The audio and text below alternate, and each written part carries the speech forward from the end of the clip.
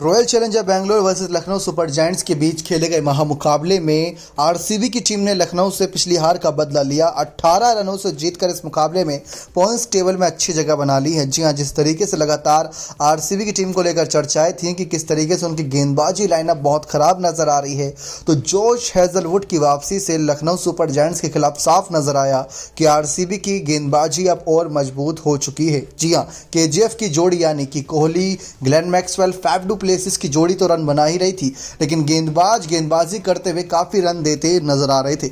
लेकिन इस मुकाबले में जहां पर लखनऊ की ये पिच धीमी गति की ये पिच, जहां पर हाई स्कोरिंग मुकाबला तो देखने को नहीं मिला, लो स्कोरिंग इस मुकाबले में आरसीबी की टीम एक ऐसा टोटल डिफेंड करती नजर आई जो उम्मीद से परे था। जी हां, सिर्फ 126 रन रॉयल चैलेंजर बेंगलोर की टीम ने बनाया था और जवाब में लखनऊ सुपर जायंट्स की टीम 108 रन बनाती नजर आई और ऑल आउट हो गई। 20 ओवर भी सही से लखनऊ सुपर जायंट्स की टीम खेलती नजर नहीं आई। अगर एक दो बल्लेबाज भी थोड़ी बड़ी पारी 30-40 रन की पारी खेल जाता तो शायद लखनऊ की जेब में मुकाबला होता, लेकिन सिर्फ एक ही बल्लेबाज ने 20 रन से ऊपर बनाए, बाकी सब यहां पर सिंगल डिजिट डबल डिजिट पर आउट होते नजर आए। सबसे बड़ी बात, केएल राहुल थोड़ा से यहां पर परेशान नजर आए थे, इस वजह से वो नंबर 10 पर बल्लेबाजी करने आया। ऐसा शायद आपने पहली बार देखा हो इतिहास में कि राहुल को 10वें नंबर पर जब आखिरी विकेट बचा है तो औपचारिकता बची है, तब केएल राहुल सिर्फ बल्लेबाजी करने आए और बल्ला लेकर हाथ में आए थे। ज़्यादा कुछ खास उन्होंने किया भी नहीं, 3 गेंद खेली थी, खाता तक नहीं खोल पाए। चलिए इस मुकाबले की पूरी जानकारी देते हैं, इसके बाद पॉइंट्स टेबल और पर्पल कैप की लिस्ट पर भी आते क्या कुछ बदलाव वहां पर हुआ है। लेकिन उससे पहले अगर आप चैनल पर नए सब्सक्राइब नहीं किया तो जल्द से जल्द चैनल सब्सक्राइब कर दें ताकि आप ऐसी ही लेटेस्ट अपडेट पा सकें। दरअसल आरसीबी वर्सेस एलएसजी के बीच मुकाबला खेला गया भारत रत्न अटल बिहारी वाजपेयी इकाना क्रिकेट स्टेडियम लखनऊ के मैदान पर। जी हां, जहां पर आरसीबी की टीम ने टॉस जीतकर पहले बल्लेबाजी करने का निर्णय किया था, क्योंकि बारिश के आसार तो लग ही रहे थे। रनों की बारिश नहीं, असल की बारिश होती नजर आई, जहां पर पहले बल्लेबाजी करने का निर्णय सही रहा। आरसीबी की जो प्लेइंग 11 थी उसमें सबसे बड़ा चेंज ये था कि अनुज रावत को प्लेइंग 11 में जगह मिली थी। शुएस कहीं ना कहीं जो इनके विजय कुमार, वैशाख, शहबाज अहमद ये खिलाड़ी बेंच पर नजर आए। तो वहीं जोश हेजलवुड की वापसी नजर आई। हर्षल पटेल को इम्पैक्ट प्लेयर इस मुकाबले में बनाया गया था, तो ये कुछ बदलाव यहाँ पर नजर आए थे कहीं ना कहीं आरसीबी की टीम में। अब इसके बाद Virat Kohli, Faf du Plessis, Anuj Rawat, Glenn Maxwell, Mahipal Lomror, Dinesh Karthik, Shreyas Prabhudessai, Wanindu Hasaranga, Karn Sharma, Mohammed Siraj और जोश हेजलवुड हमें देखने को मिला आरसीबी की प्लेइंग 11 में। तो वहीं लखनऊ सुपर जायंट्स की अगर बात करें तो लखनऊ सुपर जायंट्स की प्लेइंग 11 में भी कुछ बदलाव थे, जहां पर क्विंटन डिकॉक को लेकर लगातार सवाल किए जा रहे हैं कि वो खेलेंगे या नहीं खेलेंगे।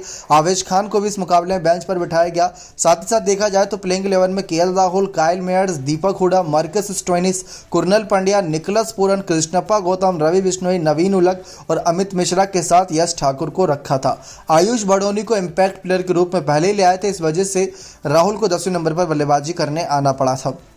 अब पहले बल्लेबाजी करने उतरी रॉयल चैलेंजर बेंगलोर की टीम 126 रन बनाती नजर आई 9 विकेट के नुकसान पर, जहां विराट कोहली ने और फैफ डू प्लेसिस ने 62 रन की पारी खेली, वो भी इस कठिन ट्रैक पर। जहां पर लखनऊ सुपर जायंट्स की अगर देखा जाए तो 60-62 रन के अंदर इनके कम से कम 6 विकेट गिर चुके थे। तो ये एक बड़ी मुश्किलात थी जिसका सामना कोहली और ड्यू प्लेसिस करते नजर आए, जहां विराट कोहली ने 30 गेंद में 31 रन 3 चौके की बदौलत मारे थे।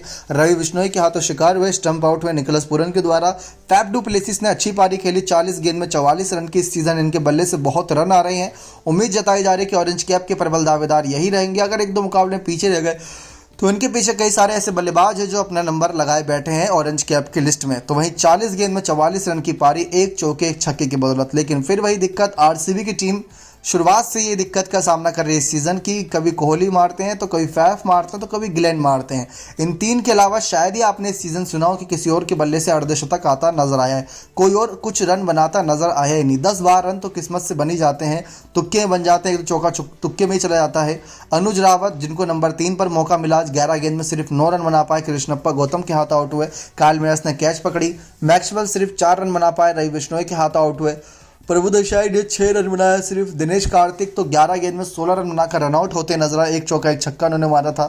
महिपाल लोमरोर 4 गेंद में सिर्फ 3 रन बना पाए। वानिंदु हसरंगा ने 7 गेंद में 8 ही रन बनाया, 1 चौके की बदौलत नाबाद रहे। लेकिन करण शर्मा ने 2 गेंद में सिर्फ 2 रन बनाया। नवीन उल हक, जी हाँ, ये शानदार गेंदबाज है नवीन उल हक, जिन्होंने लास्ट में 3 विकेट ली। महिपाल लोमरोर, करण शर्मा और सिराज बिना खाता खोले पवेलियन गए थे। जोश हेजलवुड 2 गेंद में सिर्फ 1 रन बनाकर खड़े थे। नवीन उल हक ने 4 ओवर में 30 रन देते हुए 3 विकेट चटकाई, तो वहीं रवि बिश्नोई ने 2 और अमित मिश्रा ने 2 और साथ ही साथ कृष्णप्पा गौतम ने 1 विकेट चटकाई। टोटल यहाँ पर 9 विकेट गिरती नजर आई थी आरसीबी की भी 126 रन के स्कोर पर। अब बारी थी लखनऊ सुपर जायंट्स के चेस करने की। लखनऊ सुपर जायंट्स ने केएल राहुल को बेंच पर बिठाते हुए आयुष बड़ौनी को ओपनिंग प्लेयर के रूप में उतारा, लेकिन मैच की दूसरी गेंद पर सेकंड इनिंग की यहाँ पर काइल मेयर्स जो इस सीजन हाईएस्ट स्कोरर है लखनऊ सुपर जायंट्स के, उनको दूसरी गेंद पर चलता कर दिया था। यहाँ पर सिराज ने अपनी शानदार गेंदबाजी के जरिए अनुज रावत ने कैच पकड़ा था, तो वहीं दूसरी तरफ हमने देखा कि किस तरीके से आयुष बड़ौनी ज़्यादा अच्छी पारी नहीं खेल पाए, 11 गेंद में सिर्फ 4 ही रन बना पाए। जोश हेजलवुड जो कई लंबे समय के बाद वापसी कर रहे हैं, उन्होंने यहाँ पर इनका विकेट चटकाया। कुरनल पंड्या और दीपक हुडा मैदान पर थे, लेकिन दीपक हुडा भी कुछ खास कर नहीं पाए। दीपक हुडा भी आउट होते नजर आए 27 रन पर। जी हाँ, जब टीम के 27 रन थे तब आउट होते नजर आए। उससे पहले आयुष बड़ौनी ने 11 गेंद खेली थी, सिर्फ 4 रन बनाया था। कुरनल पंड्या ने 11 गेंद में सिर्फ 14 रन बनाया था, मैक्सवेल के हाथ आउट हुए थे।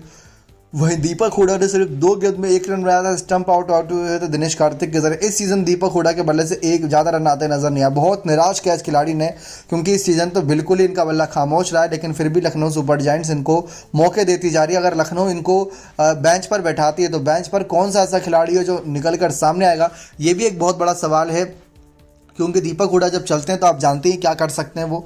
लेकिन इस सवाल का जवाब आने वाले कुछ मुकाबलों में मिलता नजर आएगा। अब यहाँ पर मार्कस स्टोइनिस थे और निकोलस पूरन थे मैदान पर।